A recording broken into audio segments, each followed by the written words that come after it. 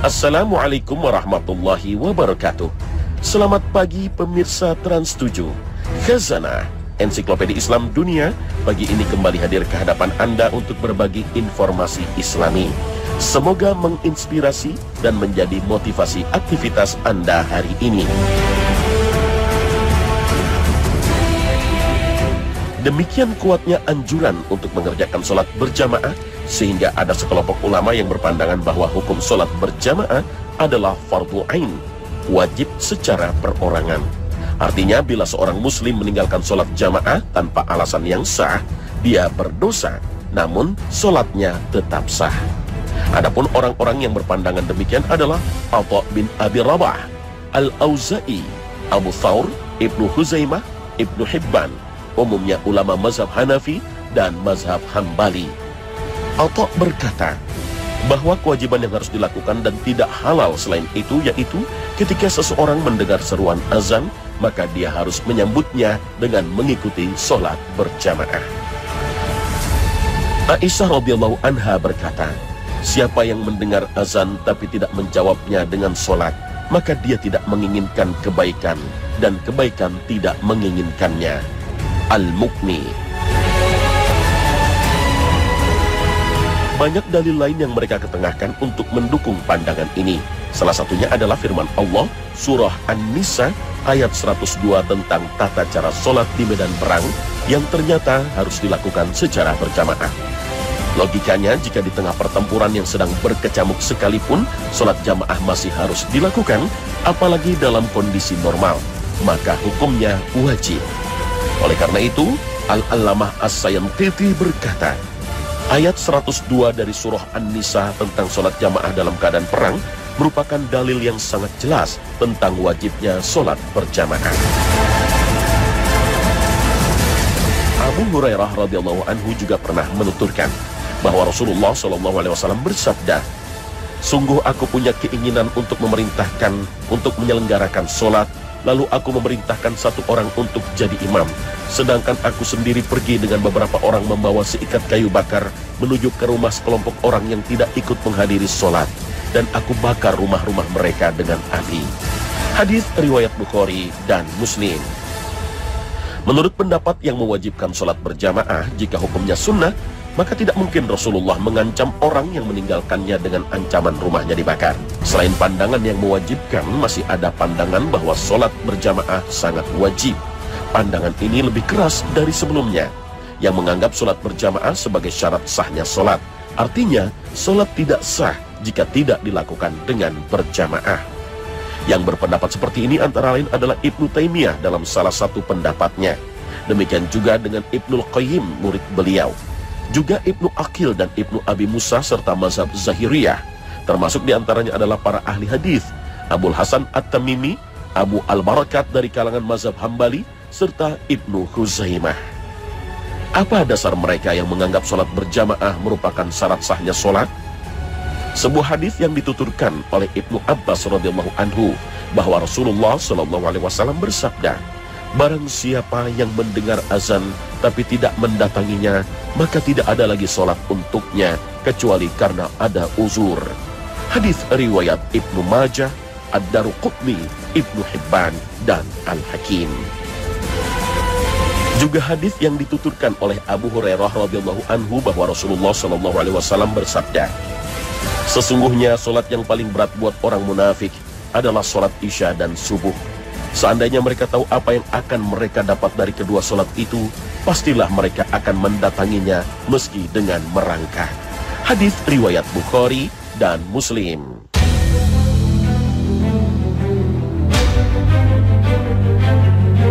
Selain dua pandangan yang ketat ini, ada pandangan lain yang lebih lunak, namun tetap wajib atau fardu meskipun fardu kifayah. Maksudnya adalah bila sudah ada yang menjalankannya, maka gugurlah kewajiban yang lain untuk melakukannya. Sebaliknya, bila tidak ada satupun yang menjalankan sholat berjamaah, maka berdosalah semua orang yang ada di situ. Hal itu karena sholat berjamaah itu adalah bagian dari syiar agama Islam. Adapun para ulama yang berpandangan demikian adalah Imam Syafi'i dan Abu Hanifah, sebagaimana disebutkan oleh Ibnu Habirah dalam kitab Al-Ifsah. Demikian juga dengan jumhur atau mayoritas ulama, baik yang dari generasi terdahulu, mutaqaddimin, maupun yang kemudian mutakhirin, termasuk juga pendapat kebanyakan ulama dari kalangan mazhab Hanafi dan Maliki. Dalam kitab Raudatul Thalibin karya Imam An-Nawawi disebutkan bahwa sholat berjamaah itu hukumnya fardu ain untuk sholat Jumat. Sedangkan untuk sholat fardu lainnya ada beberapa pendapat. Yang paling sahih hukumnya adalah fardu kifayah. Tapi juga ada yang mengatakan hukumnya sunnah, dan yang lain lagi mengatakan hukumnya fardu ain. Hal ini berdasarkan hadis Nabi SAW yang dituturkan oleh Abu Darda radhiyallahu anhu bahwa Rasulullah SAW bersabda, 3 orang yang tinggal di suatu kampung atau pelosok lalu tidak melakukan sholat berjamaah, maka setan telah menguasai mereka. Hendaklah kalian berjamaah, sebab serigala itu memakan domba yang lepas dari kawanannya. Hadis riwayat Abu Daud. Juga hadis yang dituturkan oleh Malik bin Al-Huwairith bahwa Rasulullah SAW bersabda, kembalilah kalian kepada keluarga kalian dan tinggallah bersama mereka. Ajarilah mereka sholat dan perintahkan mereka melakukannya. Bila waktu sholat tiba, maka hendaklah salah seorang kalian melantunkan azan dan yang paling tua menjadi imam. Hadis riwayat Muslim. Dan terakhir adalah hadis yang dituturkan oleh Ibnu Umar radhiyallahu anhu bahwa Rasulullah SAW bersabda, sholat berjamaah itu lebih utama dari sholat sendirian dengan 27 derajat. Hadis riwayat Muslim. Al-Khattabi dalam kitab Ma'alimus Sunan berkata, kebanyakan ulama mazhab Syafi'i mengatakan bahwa sholat berjamaah itu hukumnya fardu kifayah, bukan fardu ain, berdasarkan hadis ini. Pendapat terakhir tentang hukum sholat berjamaah adalah pendapat yang mengatakan bahwa sholat berjamaah hukumnya adalah sunnah mu'akkadah, sunnah yang sangat ditekankan. Pendapat yang paling moderat dalam masalah hukum sholat berjamaah adalah sunnah mu'akkadah. Sedangkan pendapat yang mengatakan bahwa hukumnya fardu ain, fardu kifayah, atau syarat syahnya sholat tentu tidak bisa diterima. Khalil, seorang ulama dari kalangan mazhab Maliki, mengatakan bahwa sholat fardu berjamaah selain sholat Jumat hukumnya sunnah mu'akkadah. Adapun dalil yang mereka gunakan untuk mendukung pendapat mereka antara lain adalah hadis yang dituturkan oleh Ibnu Umar radhiyallahu anhu bahwa Rasulullah SAW bersabda, sholat berjamaah itu lebih utama dari sholat sendirian dengan 27 derajat. Hadis riwayat Muslim. Imam Syan'ani menyebutkan bahwa hadis ini adalah dalil yang menyatakan bahwa sholat fardu berjamaah itu hukumnya tidak wajib. Selain itu mereka juga menghadirkan hadis lain yang dituturkan oleh Abu Musa al-Ash'ari radhiyallahu anhu bahwa Rasulullah SAW bersabda, sesungguhnya orang yang mendapatkan ganjaran paling besar adalah orang yang paling jauh berjalannya. Orang yang menunggu sholat jamaah bersama imam lebih besar pahalanya daripada orang yang sholat sendirian kemudian tidur.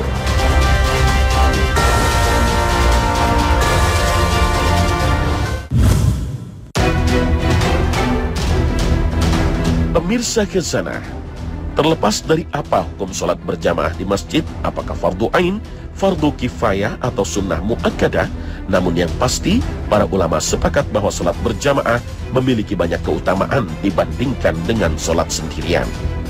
Keutamaan pertama tentu saja adalah pahala berlipat yang dijanjikan oleh Nabi SAW.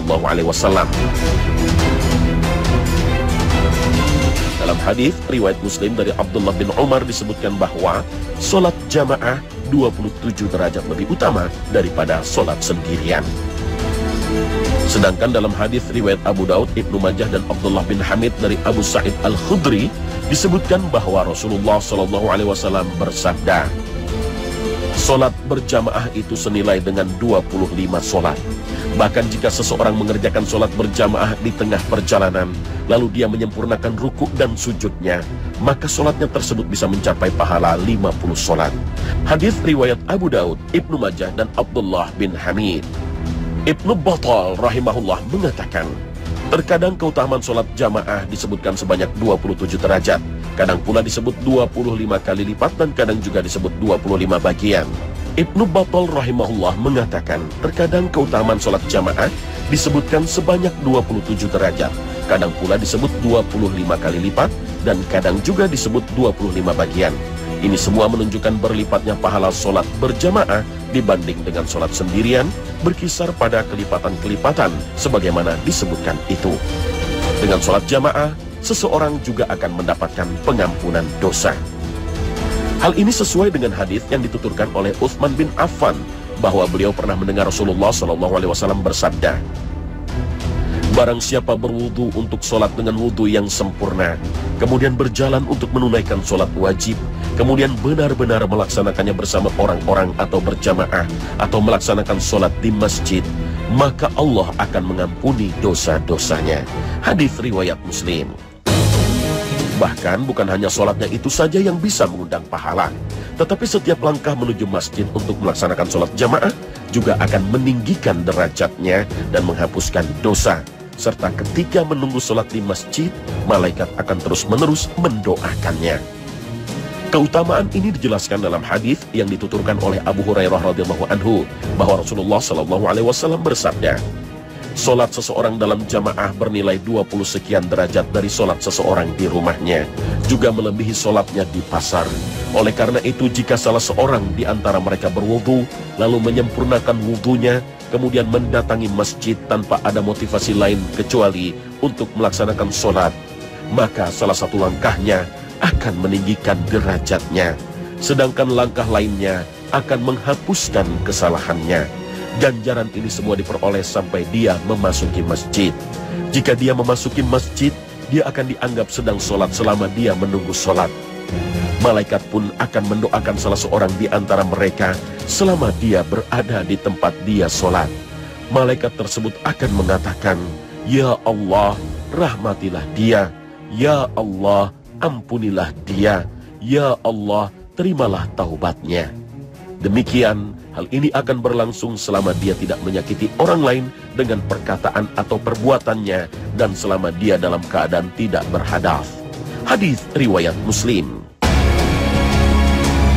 Keutamaan lain adalah bahwa melaksanakan sholat berjamaah berarti menjalankan sunnah Nabi, dan meninggalkannya berarti meninggalkan sunnah Nabi. Dalam hal ini Abdullah bin Mas'ud berkata, "Barang siapa yang senang berjumpa dengan Allah kelak dalam keadaan muslim, maka jagalah sholat-sholat ini ketika diseru dengan cara menghadirinya. Allah telah mensyariatkan bagi Nabi kalian sunnanul huda, tuntunan Nabi, dan sholat jamaah termasuk sunanul huda.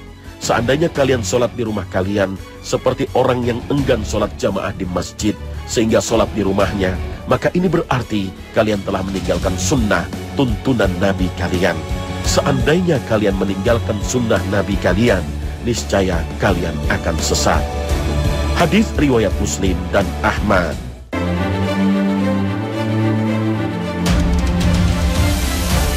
Mengomentari keterangan Ibnu Mas'ud ini, Ibnu Illan, seorang ulama mazhab Syafi'i, berkata, "Jika kalian melaksanakan sholat wajib di rumah secara sendirian atau melaksanakannya secara berjamaah, namun di rumah bukan di masjid, sehingga tidak menampakkan syiar Islam seperti yang biasa dilakukan oleh orang-orang yang betul-betul meremehkan sholat jamaah, maka kalian telah meninggalkan ajaran Nabi yang memerintahkan untuk menampakkan syiar sholat berjamaah.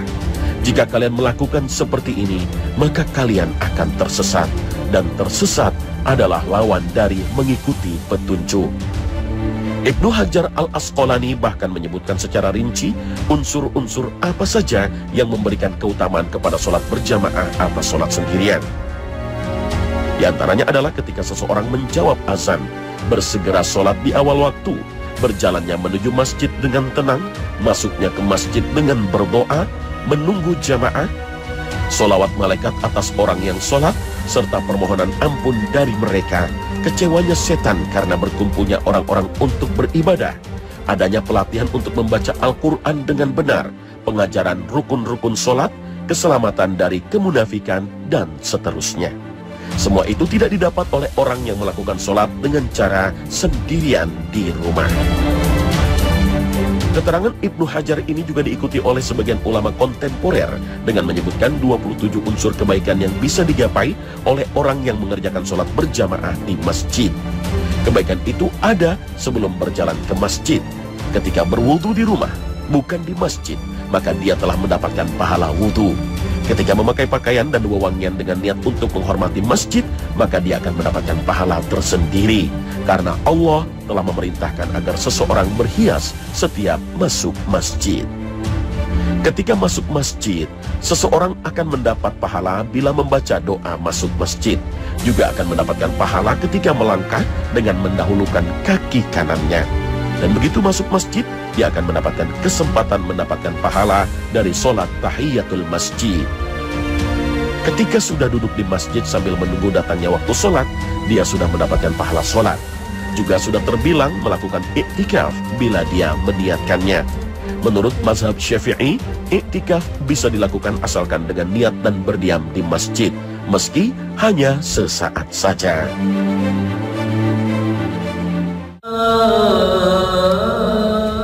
Begitu azan berkumandang, dia juga akan mendapatkan kesempatan mendapatkan pahala tersendiri dengan mendengarkan azan dan menjawabnya.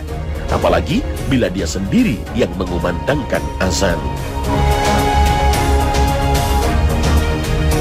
Hingga ketika mengucapkan salam ke kanan dan ke kiri, dia akan mendapatkan pahala lebih dibandingkan dengan sholat sendirian di rumah atau berjamaah di rumah. Karena salam itu doa untuk orang yang di kanan dan di kirinya. Dan karena di masjid jumlah jamaahnya lebih banyak, maka doa yang akan diterimanya jauh lebih banyak pula.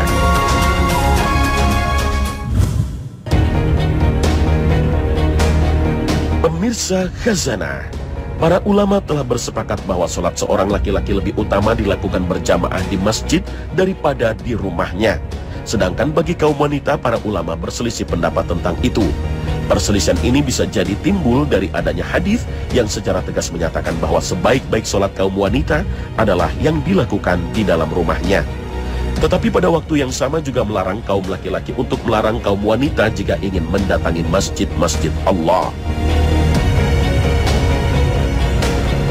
Memahami pesan-pesan Rasul seperti itu, Abu Hanifah dan dua orang sahabatnya mengatakan bahwa makruh bagi seorang wanita yang masih muda menghadiri sholat berjamaah di masjid secara mutlak, karena dikhawatirkan menimbulkan godaan yang bisa memikat kaum laki-laki. Sebaliknya, Abu Hanifah mengatakan bahwa tidak mengapa bagi seorang wanita yang sudah tua pergi ke masjid untuk sholat subuh, maghrib, dan isya, karena nafsu syahwat biasanya tidak timbul pada waktu-waktu itu. Orang-orang fasik tidur pada waktu subuh dan isya. Kemudian mereka disibukkan dengan makanan pada waktu maghrib. Sedangkan kedua orang sahabat Abu Hanifah membolehkan bagi seorang wanita yang sudah tua pergi ke masjid untuk melakukan semua sholat karena tidak berpotensi menarik hasrat lawan jenis. Akan tetapi pandangan yang belakangan dipilih oleh mazhab Hanafi adalah memakruhkan wanita menghadiri sholat jamaah walaupun sholat Jumat. Meskipun ia seorang wanita tua dan pada malam hari dikarenakan sudah rusaknya zaman dan tampaknya berbagai kefasikan. Para ulama dari mazhab Maliki mengatakan bahwa dibolehkan bagi seorang wanita yang sangat konsisten menjaga kesucian diri dan tidak berpotensi memikat kaum laki-laki untuk pergi ke masjid melakukan sholat berjamaah pada sholat id, jenazah, istisqa atau sholat meminta hujan, khusuf atau sholat gerhana, sebagaimana dibolehkan bagi seorang wanita muda yang tidak menimbulkan godaan untuk pergi ke masjid, sholat berjamaah, atau sholat jenazah kerabatnya. Adapun apabila dikhawatirkan menimbulkan fitnah, maka tidak diperbolehkan pergi ke masjid secara mutlak. Sedangkan para ulama dari mazhab Syafi'i dan Hambali mengatakan bahwa makruh bagi para wanita yang cantik atau memiliki daya tarik, baik wanita muda atau tua, untuk pergi ke masjid sholat berjamaah bersama kaum laki-laki, karena hal itu merupakan sumber fitnah dan hendaklah ia sholat di rumahnya. Sebaliknya, dibolehkan bagi para wanita yang tidak menarik untuk pergi ke masjid dengan syarat tidak mengenakan wangi-wangian dan atas izin suaminya, meskipun sesungguhnya rumahnya lebih baik baginya, berdasarkan sabda Rasulullah SAW. Janganlah engkau melarang para wanita itu pergi ke masjid meskipun rumah mereka lebih baik bagi mereka. Di dalam lafaz lainnya disebutkan, apabila para wanita kalian meminta izin kepada kalian pada waktu malam hari untuk ke masjid, maka izinkanlah mereka. Hadis riwayat jamaah kecuali Ibnu Majah. Juga sabda Nabi SAW, janganlah kamu melarang para wanita pergi ke masjid, hendaklah mereka keluar tanpa memakai wangi-wangian. Hadis riwayat Ahmad dan Abu Dawud. Dan dituturkan oleh Ummu Salamah bahwa Rasulullah SAW bersabda, sebaik-baik masjid bagi kaum wanita adalah di dalam rumahnya. Hadis riwayat Ahmad. Jika cermati perbedaan pendapat di kalangan ulama ini, inti masalahnya adalah kekhawatiran akan timbulnya godaan birahi dari wujud fisik, tingkah laku, dan tutur kata kaum hawa. Jadi tujuan utamanya adalah untuk melindungi kedua belah pihak, laki-laki dan perempuan.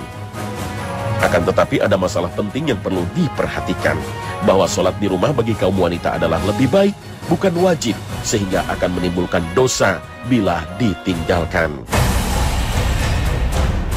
Selain itu, kaum wanita yang mengikuti sholat jamaah di masjid juga akan mendapatkan janji pahala 27 atau 25 kali lipat, karena tidak ada keterangan yang mengecualikan hal itu. Apalagi jika sejumlah dampak negatif yang dikhawatirkan terjadi bisa dihindarkan. Misalnya dengan menyediakan tempat terpisah bagi kaum wanita yang tidak bisa dilihat oleh jamaah laki-laki. Wallahu a'lam. Terkait dengan hal ini, Profesor Hasbi As-Siddiqi dalam buku koleksi hadis-hadis hukum mengatakan, jika hadis-hadis dikumpulkan, dapatlah diambil sebuah kesimpulan bahwa wanita di zaman Rasul dan Khulafaur Rasyidin, mereka ikut berjamaah di masjid. Bahkan Atikah, istri Umar bin Khattab radhiyallahu anhu, ikut dalam jamaah sholat subuh ketika suaminya Umar bin Khattab ditikam oleh Abu Lu'lu' al-Majusi. Sejarah juga mencatat bahwa Rasulullah SAW dan para Khulafaur Rasyidin tidak pernah mengeluarkan aturan yang melarang kaum wanita sholat berjamaah di masjid. Sebab jamaah kaum wanita di masjid merupakan amalul birri, yaitu amalan kebajikan dan kebaktian.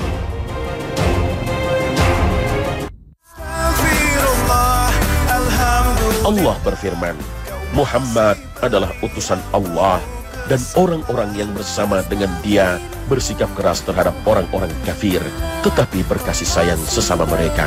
Kamu melihat mereka rukuk dan sujud mencari karunia Allah dan keridhaannya. Pada wajah mereka tampak tanda-tanda bekas sujud. Demikianlah sifat-sifat mereka yang diungkapkan dalam Taurat. Al-Quran Surah Al-Fath ayat 29. Semoga kita termasuk yang meneladani Nabi Muhammad yang selalu rukuk dan sujud untuk mencari karunia Allah dan ridhonya. Amin ya rabbal alamin. Pemirsa Khazanah, sampai di sini perjumpaan kita pagi ini. Terima kasih atas perhatian Anda. Wassalamualaikum warahmatullahi wabarakatuh.